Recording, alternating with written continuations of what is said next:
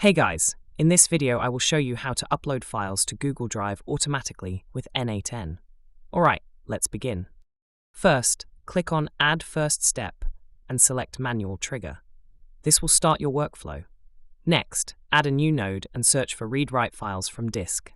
Select it and then paste your file's address in the File Selector box. After that, add another node, search for Google Drive and choose Upload a File. Now you need to set up your Google Drive credentials.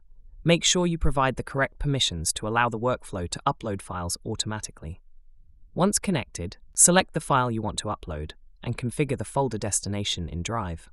This setup will let N8N handle file uploads without manual steps, saving time and effort. So that's basically how you can upload files to Google Drive automatically with N8N. And that's it for this video.